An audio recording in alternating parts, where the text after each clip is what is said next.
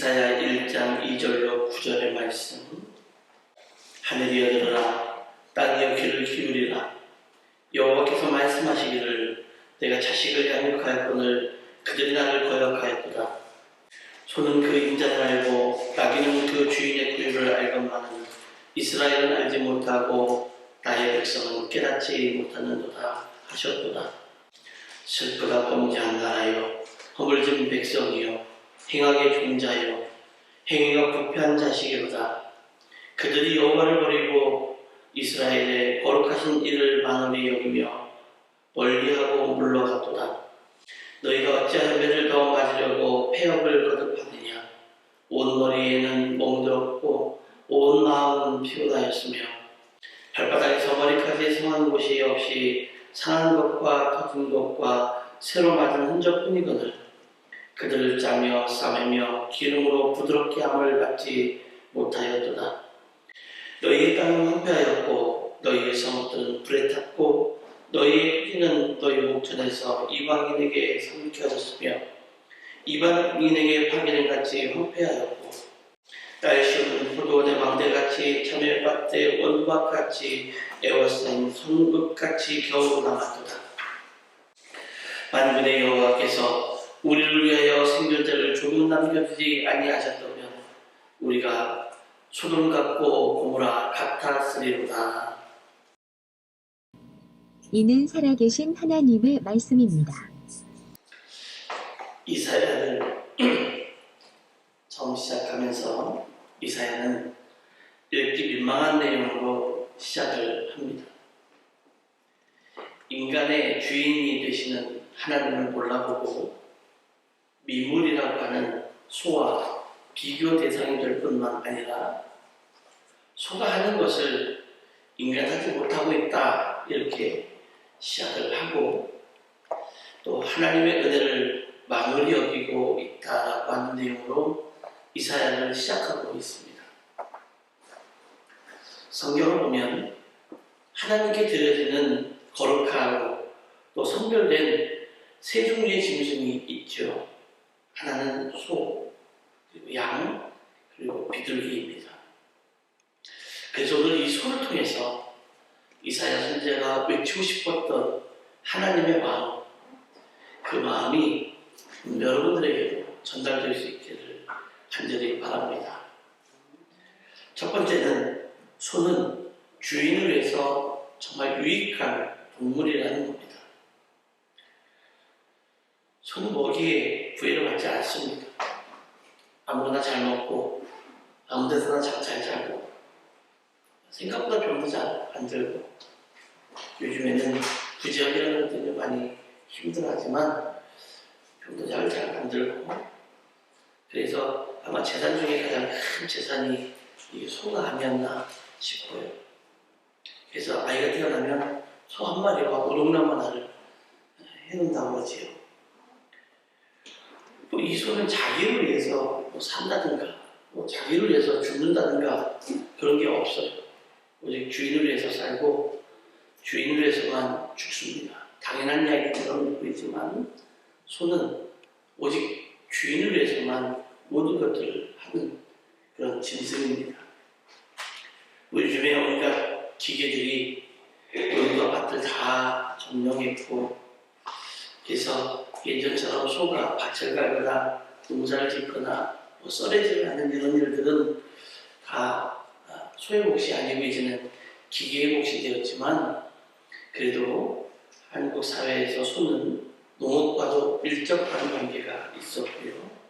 또 농사를 지어서 모든 것이 다 추수해야 하면 좋은 것은 다 주인에게로 돌아가고 소는 그저 그 안에서 나온 부산물들 부스러기 물만 먹고 또 그런 것들을 먹고도 여전히 불평하거나 또 그런 것들을 싫어하거나 탓하지 않는 그런 짐승이죠. 그뿐입니까? 여러분 소는 버릴 게 하나도 없다 이렇게 말합니다. 그래서 머리부터 꼬리까지 다 사람에게 주고 죽습니다. 머리는 머리대로 소머리라고 해서 먹고 꼬리는 꼬리대로 소꼬리탕이라 해서 먹고 가죽은 가죽대로 다 벗겨서 가방 만들고 장갑 만들고 다 그렇게 합니다. 내장까지 다 먹습니다. 그래서 소를 볼 때마다 짐승 중에 왕이구나라는 생각이 좀 들 때가 있어요. 모든 짐승은 자신을 위해서 죽기도 하고 또 죽이기도 하고 군림하기도 하지만 이 소는 그렇지 않는 것 같습니다. 오늘을 살아가는 아주 치열하게 오늘을 살아가고 남을 밟고 일어서야만 성공할 수 있는 오늘을 살아가는 우리 현대인들, 그 중에 특히 우리 그리스도인들에게 이 소가 참 많은 것들을 가르쳐주고 있는 것 같습니다. 고린도전서 10장 31절에서는 여러분은 먹든지 마시든지 무엇을 하든지 모든 것을 하나님의 영광을 위해서 살며 교회에서나 사회에서나 국가적으로도 없어서는 안 될 유익한 존재가 되어야 한다, 이렇게 이야기하고 있습니다. 소가 이런 짐승인 것 같아요. 소와 같은 교회는 교회의 재산이옵니다. 소와 같은 교회는 교회의 보배입니다. 없어서는 안 됩니다. 꼭 있어야 되는 정말로 보배 같은 존재들입니다. 그래서 이와 같은 교인들은 하나님께 좋은 것을 드리고 나머지를 가지고 자기가 기뻐하는 사람이에요. 성도는 어디에 가든지 하나님의 영광을 위해서 유익을 주는 성도다, 이렇게 말할 수 있습니다. 어느 곳에 가든지 이 성도가 있는 곳에는 하나님의 영광이 나타나고요, 많은 사람들이 유익을 얻는 그런 역사가 일어납니다. 사람에게는 두 종류의 사람이 있다고 해요. 한 종류는 상하형 인간 또는 방전형 인간이라고 말하는 이런 상하형 인간이 있고, 또 한 종류는 중간형 인간, 또 다른 말로 말하면 돌고래형 인간, 이렇게 두 종류가 있다고 합니다. 정말 분위기가 좋은데 그 사람만 들어가면 분위기가 뚝 떨어져서 갑자기 이상해지는 그런 형태의 사람을 상하형 인간이라고 하고요, 방전형 인간 이렇게 말합니다. 반대로 그렇게 분위기가 뚝 떨어져 있는 곳에 쓱 들어가면 그 분위기가 확 살아나서 정말 기분 좋아지게 만드는 일들이 생겨나는 것을 돌고래형 인간 또는 중전형 인간이다, 이렇게 말합니다. 성도는 상하형 인간이 아니라 돌고래형 인간이 되어야 되고요, 방전이 되는 것이 아니라 그 사람만 만나면 충전이 되는 그런 역사가 일어나는 그 사람들을 성도라고 말하는 거예요. 남에게 유익을 준다는 것은 열심히 일하는 봉사와 헌신을 겸비한 사람을 남에게 유익을 주는 사람이다, 이렇게 말할 수 있습니다. 그래서 돈 몇 푼 집어주고 그 사람의 불편을 좀 감수해주고 그런 것을 남에게 유익을 준다라고 말할 수 있겠지만, 그런 것보다는 열심히 그들을 위해서 헌신해주고 봉사해주는 사람, 이런 사람을 말한다, 이렇게 볼 수 있어요. 그런 세상이 우리가 살고 있는 세상입니다. 그러다 보니까 예수님께서도 마태복음 9장 36절 38절에서 이렇게 말씀하십니다. 무리를 불쌍히 여기셨고요, 또 목자 없는 양과 같이 기운 빠진 모습을 하는 그들을 보시면서 제자들에게 하시는 말씀이 마태복음 9장 37절 38절에서 추수할 것은 많은데 일꾼이 적다. 그러므로 너희는 추수하는 주인에게 일꾼들을 그의 추수밭으로 보내주시라고 청하여라, 라고 말씀합니다. 그래요. 위로받을 사람들이 없고요, 많은데 위로해줄 사람이 없고요, 도움을 받고 싶은데 그런 사람은 많은데 도움을 줄 사람이 없고요, 남의 이야기를 들어주고 싶, 남이 내 얘기를 들어줬으면 좋겠는데 들어줄 사람이 없어요. 이게 요즘 세상이에요. 내 얘기만 하고 싶고 내 아픔만 말하고 싶은 게 요즘 시대예요. 그래서 예수님께서도 그들을 향해서 가라고 말씀을 하는 거죠. 또 그들을 향해서 갈 일꾼을 찾고 계시다라고 말씀하는 거예요. 이렇게 찾고 계시는 주님 앞에 이사야는 이렇게 고백합니다. 제가 여기 있습니다. 저를 보내주십시오. 이 고백이 우리의 고백이 되었으면 좋겠습니다. 많은 사람들이 있는 그곳에 우리가 가서 주님, 주의 부름과 주의 인도하심 따라 이곳에 왔으니 이곳에서 제가 할 이야기와 할 행동들을 보여주시오라고 말하시는 믿음의 성도들이 되어야 됩니다. 두 번째, 소는 주인에게 충성스러운 동물이에요. 충성이라는 단어가 참 많이 쓰입니다. 근데 이 충성이란 진정에서 우러나오는 정성, 특히 임금이나 국가에 대한 것에 이른다라고 사전이 기록하고 있습니다. 충성이란 오직 주인 또는 주군에게만 바치는 희생입니다. 사무엘상 6장 1절로 6절 말씀을 보면 눈물 없이 읽을 수 없는 충성스러운 이 소에 대한 이야기가 나와요. 소에 대해서 충성스럽다라고 말하는 것이 너무 이상하지만 소가 충성스럽게 보이는 그 모습의 장면이 사무엘상 6장에 나옵니다. 여러분 대충 아시죠? 이스라엘 백성이 엘리사장 때 하나님의 법궤를 블레셋에게 뺏깁니다. 그 빼앗을 게 없고 근데 그 블레셋 사람들이 그 법궤를 가져다가 자신의 신당이나 자신들이 갖다 놓고 싶은 곳에 갖다 옮겨 놓는 곳마다 문제가 발생합니다. 감당하기 어려운 거예요. 가는 곳마다 문제가 일어나고 자신들에게 피해가 생겨납니다. 너무도 받아들이기 어려운 일들이 그 법궤가 있는 곳에서는 생겨나는 거예요. 심지어는 자신들이 숨기고 있는 신내 몸뚱어리나 이렇게 잘라지는 이런 일들도 벌어지고 수없이 어마어마한 일들이 벌어지니까 이들이 모여서 이렇게 살 수 없다. 도저히 우리가 저것 때문에 살 수가 없으니 돌려보내자. 방백들이 모여서 법궤가 본래 있던 곳으로 돌려보내는 것이 좋겠다라고 결정을 내립니다. 그리고는요, 그 결론에서 법궤가 있던 곳으로 돌려보냈는데 어떻게 보낼까라고 고민하면서 나온 대책이 이렇습니다. 새수레를 만들고 한 번도 멍에를 메어보지 아니하는 젖이라고 암소 2마리를 택해서 수레에 그 소를 끌고 가게 만들었어요. 그리고 송아지들은 집으로 돌려보내자. 그리고 그 목적지는 베스메스로 가게 하자. 그리고 그 소가 베스메스를 향해서 똑바로 가면 하나님이 그렇게 하셔서 우리가 한 결정이 맞은 거고, 그렇지 않으면 우리의 결정이 틀린 거고 우연히 이런 일이 일어나가지고 생각하자라고 결정을 내리고 결론을 내리고 그렇게 시행을 합니다. 이상하지 않습니까? 어느 때는요, 하나님을 모르는 사람들이 하나님을 믿는 사람보다 하나님에 대해서 더 정교하게 합니다. 신기한 하나님에 대해서 잘 아는 경우가 있어요. 이들이 말한 것처럼 소들이 베스메스를 향해서 이제 젖이나니까 송아지에게 젖을 물려야 되는데 그 송아지를 보냈으니까 뒤로 돌아볼 거다. 그런데 그러니까 저쪽으로 똑바로 베스메스를 향해서 똑바로 가면 하나님이 원하는 거였으니까 그렇게 하자라고 이야기를 내렸는데 결론을 내렸는데 이상한 일은 이 하나님의 법궤를 뺀 소가 똑바로 머뭇거리지 않습니다. 분명 뒤에서 어린 송아지가 울었을 거예요. 그런데도 머뭇거리지 않습니다.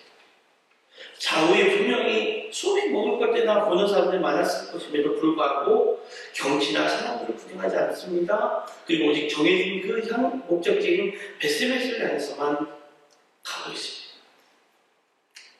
어미소가 낳은 송아지가 뒤에 있는 것을, 어미소가 송아지 뒤에 있는 것을 보고 돌아보지 않고 정해진 길만 간다는 건 쉬운 일이 아니에요. 여러분, 소를 우상화시키려고 하는 게 아닙니다. 미물이지만 맡겨진 일에 최선을 다하기 위하여 앞만 보고 가는 이 소를 보았기에 하나님의 영광을 위해서 이 땅에 부름받은 수많은 주의 종들, 그리고 하나님의 길을 따라가는 수많은 성도들이 이 소를 보면서 죽었어요. 그리고 그냥 억울해서 죽은 게 아니고 속상해서 죽은 게 아니고 원통해서 죽은 게 아니라 하나님의 영광을 보며 기쁨과 소망을 소망을 가지고 거룩한 교회를 지키고 성도들을 지키고 자기 믿음을 지키며 살아왔기 때문에 오늘날 우리가 여기에서 하나님께 예배하는 거예요. 우리가 하나님의 영광을 위하여 예수님의 뜻대로 살아야 합니다. 뒤로 돌아보지 않고 표대가 되시는 예수님만 바라보며 인생을 살아가야 돼요.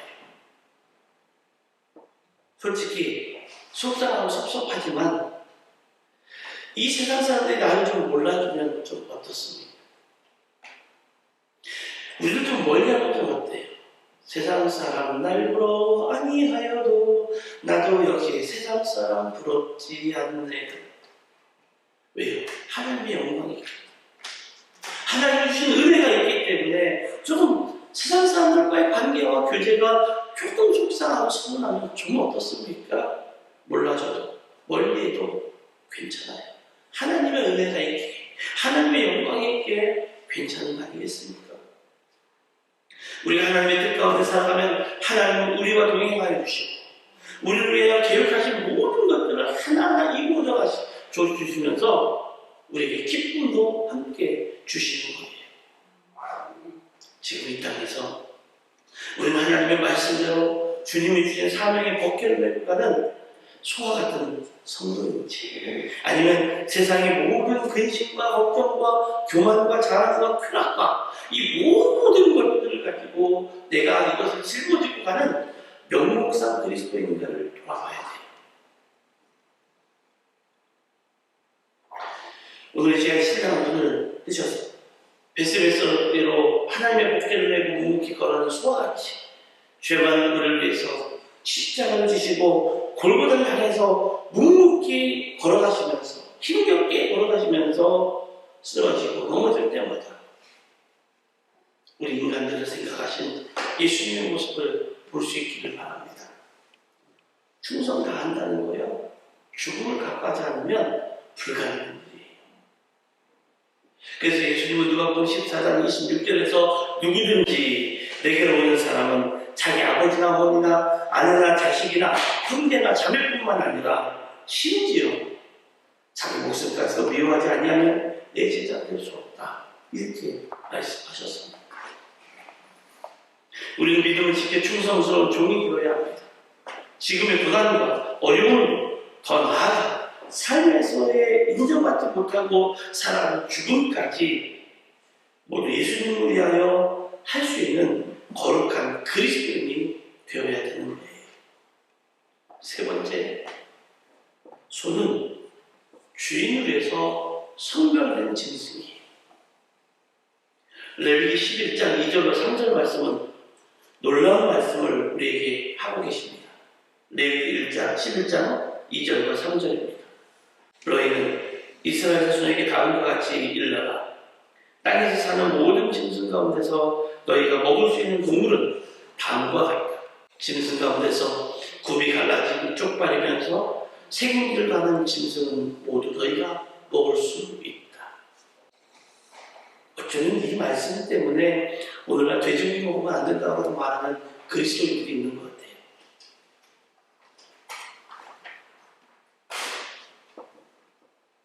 왜 그렇게 말하는지 모르겠습니다.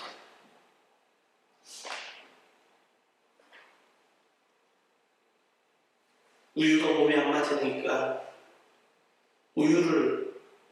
우리나라 사람들이 우유를 먹이면서 건강을 좀 회복시키고 영양분을 좀 주려고 한 그룹의 회장이 개발한 게 배지밀이잖아요. 두유를 가지고 우유와 섞어서 원래 약으로 개발된 거죠. 장을 위한 약으로. 근데 요즘에 어떤 그리스도인들은 두유를 먹으면 안 된다라고 말합니다. 하나님은 우리에게 먹을 것을 이렇게 정해줬다고 이대로 살아가면 그냥 구약시대처럼 동물 잡아서 제사 지내고 그렇게 해야죠. 사람이 먹을 수 있는 짐승을 구별하여 주신 거예요. 물론 오늘날에는 그 경계를 다 허물으셨지만 먹을 수 있는 짐승의 특징들을 책임질하고 발에 굽이 갈라져 있다는 거죠. 책임질을 한다는 것은 소화를 잘 시킨다는 얘기예요. 발걸음이 갈라진 것은 어느 곳이든 강하게 딛고 설 수 있다는 거예요. 신앙생활하는 성도들의 모습도 그렇게 큰 차이가 나지 않는 것 같아요. 소처럼 강한 힘을 내고 크게 일을 할 수 있는 성도는 소화를 잘 시킵니다. 식사를 잘해서 소화도 잘 시킬 뿐만 아니라 하나님의 말씀을 소화를 잘 시켜요. 그리고 상황도 소화를 잘 시켜요. 소가 영양 만점의 좋은 음식을 먹어서 힘이 센 게 아니에요. 처음에 좋은 것을 주인에게 주고 구슬을 먹는다고 했어요. 거기 무슨 영양소가 있을 거며 그게 무슨 좋은 음식이겠어요. 요즘엔 좋은 사료를 주지만 예전에 보면 집 이렇게 푹푹 잘라가지고 몇 가지 넣고 해서 부글부글 끓이면 영물이라 해서 사람들 냄새도 맡기 싫어하는 그것을 갖다가 주면 그걸 맛있다고 먹는 게 소였어요. 무엇을 먹든지 소는 소화를 잘 시켜요. 강한 힘을 그래서 내는 거예요. 성도들도 강단한 말씀에 아멘으로 소화시킬 줄 알면 강한 성도가 되는 거예요. 강단에서 흘러나오는 소리를 듣고 비판을 하고 이러고저러고 하는 사람은 신앙 성장이 안 됩니다. 다 그렇다는 건 아니죠. 정치적인 설교만 한다든가 자기 자랑하는 설교만 한다든가 남을 비판하는 설교만 한다든가 그건 설교도 아니지만 그런 걸 하시는 것을 아멘으로 받아들일 수는 없지요. 그러나 하나님의 말씀을 전하는 것이 조금 틀리다. 이렇고 하면 하나님이 주시는 작고 큰 은혜를 경험하지 못해요. 하나님의 말씀을 이리저리 분석하고 파헤치는 성도들 치고 믿음이 성장하는 성도는 단 한 명도 본 적이 없어요. 하나님의 말씀은 쪼개나고 있는 게 아니라 믿으라고 있는 거예요. 하나님의 말씀은 분석하고 있는 게 아니라 믿으라고 있는 거예요. 그리고 그대로 행하라고 있는 게 하나님의 말씀이에요. 하나님의 말씀이 무슨 어른도 아니고 왜 쪼개요? 왜 분석합니까? 신실한 성도는 하나님의 말씀을 듣고 자기의 취향이나 자기의 판단으로 받아들이는 게 아니고 하나님이 오늘 나에게 이런 말씀을 주시는구나, 이렇게 하라고 하시는구나, 그대로 행하고 싶다라고 고백하는 게 좋은 음식을 먹는 성도의 모습이에요. 그래서 자연스럽게 그 입을 통해서 아멘이라고 화답이 되어지는 거예요. 그런 성도는 말씀이 그의 삶 가운데 소화가 되고 역사를 일으키고 변화를 일으키니까 사랑과 헌신을 만들어주고 사랑과 헌신이 만들어지니까 모든 사람과의 관계가 수월해지고 모든 사람과의 관계가 수월해지니까 그곳에서 하나님의 영광이 나타나는 거예요. 히브리서 4장 2절 말씀, 그들이나 우리나 기쁜 소식을 들은 것은 마찬가지입니다. 그런데 들은 그 말씀이 그에게는 아무 유익이 되지 못하였습니다. 그들은 그 말씀을 듣고서도 그것을 믿음과 결합시키지 않았기 때문입니다. 라고 이야기합니다. 여러분, 말씀이 은혜가 되지 못하는 이유는 듣는 그 사람이 자기 믿음에 적용시키지 못했기 때문이다 라고 히브리서에서는 말하는 거예요. 목사님 은혜 받았어요 라고 갑니다. 근데 나가면서 막 싸우고 갑니다. 인상도 키고 갑니다. 은혜 받은 사람의 모습이 아니겠죠. 왜 은혜 받은 사람이 예배 시간에 이렇게 얼굴을 인상 쓰고 있나요? 웃으면 얼마나 좋아요. 제가 잘 안 웃어서 그런가요? 저는 웃으면 바보처럼 돼서 잘 안 웃어요.